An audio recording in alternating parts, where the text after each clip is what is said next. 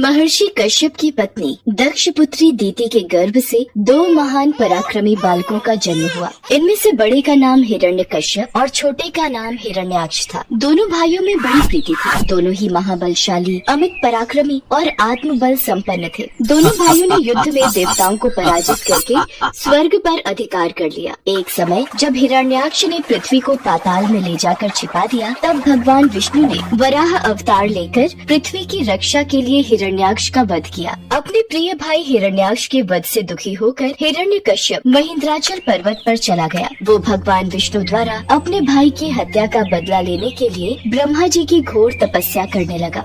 ओम ब्रह्मदेवाय नमः, ओम ब्रह्मदेवाय नमः, ओम ब्रह्मदेवाय नमः। यही सही समय है दैत्य को परास्त करने का। हिरण्यकश्यप अपने राज्य में नहीं है। देवराज इंद्र, फिर तो हम दैत्यों पर आक्रमण कर देते हैं। इस तरह विचार करके देवताओं ने हिरण्यकश्यप के राज्य पर आक्रमण कर दिया और उन्हें राज्य विहीन कर दिया। दैत्यगण इस युद्ध में पराजित हुए और पाताल लोक को भाग गए। देवराज इंद्र, लगता है सारे दैत्य डरकर पाताल लोक में जाकर छुप गए हैं। बस हिरण्यकश्यप की पत्नी कयाधु ही महल में शेष है।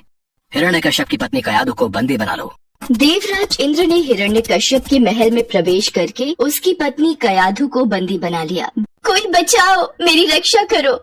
नहीं, हम एक दैत्य की पत्नी को यूं खुला महल में नहीं छोड़ सकते। ये हम सभी देवताओं के लिए हानिकारक है। देवराज इंद्र कयाधु को बंदी बनाकर ले जाने लगे। तभी रास्ते में उनकी देवर्षि नारद से भेंट हो गई। नारायण नारायण। देवराज इंद्र, कयाधु को कहाँ लेकर जा रहे हो? देवर्षि नारद, इसके गर्भ में हिरण्यकश्यप का अंश है। अगर वो जीवित रहा तो एक दैत्य और जन्म ले लेगा। मैं ऐसा कदापि नहीं होने दूंगा। नहीं देवराज इंद्र, कयाधु के गर्भ में पल रहा शिशु आगे चलकर भगवान विष्णु का परम भक्त बनेगा। इसे मारना तुम्हारी शक्ति के बाहर है, अतः इसे छोड़ दो। नारद जी के कथन का मान रखते हुए इंद्र ने कयाधु को छोड़ दिया और वापस चले गए। नारद जी कयाधु को अपने आश्रम में ले आए और उससे बोले, बेटी, तुम यहाँ आराम से रहो। जब तक तुम्हारा पति हिरण्यकश्यप अपनी तपस्या पूरी करके नहीं लौटता, तुम इसी आश्रम में रहोगी। हे देवर्षि, आपने मेरी और मेरी होने वाली संतान की रक्षा की। मैं सदैव आपकी आभारी रहूंगी।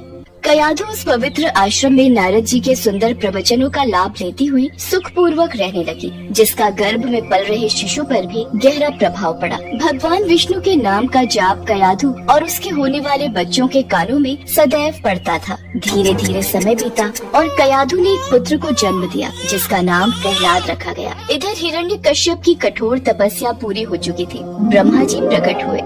हिरण्यकश्यप, मैं तुम्हारी तपस्या से प्रसन्न हूँ। मांगो, क्या वरदान मांगते हो?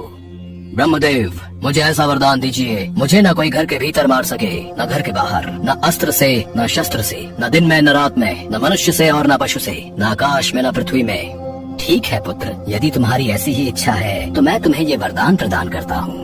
वरदान मिलने के बाद हिरण्यकश्यप को अपने ऊपर अहंकार हो गया और वो तीनों लोगों पर अत्याचार करने लगा। कुछ समय के बाद कयाधु भी प्रहलाद को लेकर राजमहल में आ गई। भक्त प्रहलाद शिक्षा दीक्षा ग्रहण करने गए तो वहाँ भी वो श्री हरि का नाम ही जपते थे। जब ये बात हिरण्यकश्यप को पता चली तो वो क्रोध में आ गया। अरे, ये बड़ा दुरात्मा है, इसको मार डालो। अब इसके जीने से कोई लाभ नहीं है, क्योंकि ये शत्रु प्रेमी तो अपने कुल का ही नाश करने वाला हो गया है। नहीं नहीं स्वामी, ऐसा मत कीजिए। मेरे लाल, मेरे बालक को छोड़ दीजिए। ये आपका पुत्र है।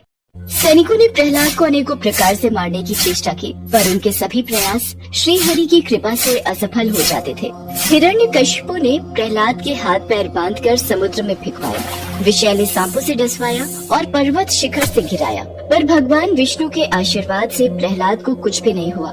विष मिला भोजन खाने के बाद भी प्रहलाद पर कोई असर नहीं हुआ। जब प्रहलाद को मारने के सब प्रकार के प्रयास विफल हो गए, तब हिरण्यकश्यप की बहन होलिका उसके पास आई और बोली, भैया आप निश्चिंत रहिए, मैं प्रहलाद को गोद में लेकर अग्नि में बैठ जाऊंगी। आपको याद है ना, मेरे पास ब्रह्मा जी द्वारा दी हुई वह शॉल है, जिसे ओढ़कर मेरे ऊपर अग्नि का कोई प्रभाव नहीं होता। यदि ऐसा है होलिका, तो मैं अभी सैनिकों को आदेश देकर बड़ी मात्रा में अग्नि जलाने का प्रबंध करवाता हूँ। इसके पश्चात होलिका प्रहलाद को अपनी गोद में लेकर प्रज्वलित अग्नि में प्रवेश कर गई। पर ईश्वर की कृपा से प्रहलाद को कुछ भी नहीं हुआ और होलिका जलकर भस्म हो गई। क्या? होलिका अग्नि में जलकर भस्म हो गई? इसी समय प्रहलाद को पकड़कर मेरे सामने लाओ। प्रणाम पिताश्री, जय श्री हरि। दुष्ट, तू निर्लज पापी है। मेरे सामने खड़े होकर तू उस हरि का नाम ले रहा है जिसके बल पर तू ऐसी बहकी बहकी बातें करता है। तेरा वो ईश्वर कहाँ है? पिताश्री, श्री हरि तो सभी जगह स्थित हैं। वो सब जगह है तो क्या इस महल में भी है? जी पिताश्री, इस महल में भी है। वो यदि यहाँ है तो मुझे इस खंभे में क्यों नहीं दिखाई देता? क्या तेरा वो विष्णु इस खंभे में भी है? जी पिताश्री, मुझे तो मेरे प्रभु श्री हरि इस खंभे में भी दिखाई दे रहे हैं। इस विष्णु भक्त प्रहलाद को इस खंभे से बांध देता हूँ। देखता हूँ तेरा हरि तुझे कैसे बचाता है। तभी कयाधु दौड़ती हुई आती है और हिरण्यकश्यप से विनती करने लगती है। स्वामी, ये बालक है, इसे मत मारिए। मैं आपसे विनती करती हूँ, मेरे पुत्र को छोड़ दीजिए। नहीं, ऐसा नहीं हो सकता। अगर इसका हरि से बचाना चाहता है तो इस खंभे में से बाहर आएगा।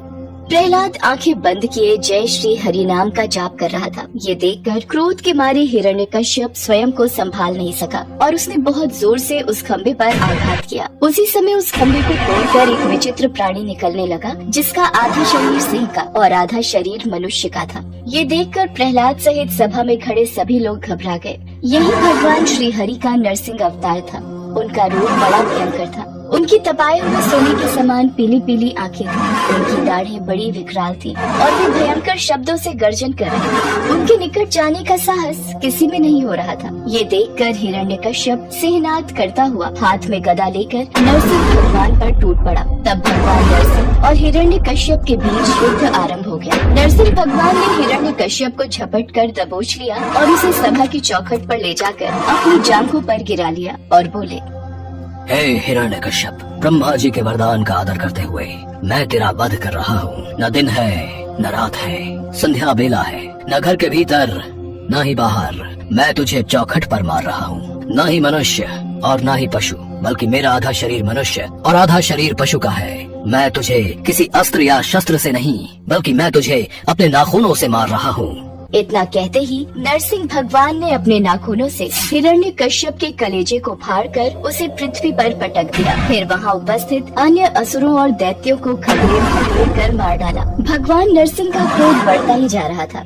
वे हिरण्यकश्यप के सिंहासन पर विराजमान थे। उनकी क्रोध पूर्ण मुखाकृति को देखकर किसी को भी उनके निकट जाकर उनको प्रसन्न करने का साहस नहीं हो रहा था। देवताओं के आग्रह पर माता लक्ष्मी उनके निकट आई और भगवान के उग्र रूप को देखकर वे भी भयभीत हो गयी। तब ब्रह्मा जी ने प्रहलाद से कहा, पुत्र प्रहलाद, अब तुम ही भगवान नरसिंह को शांत कर सकते हो। जाओ, उनके समीप जाओ।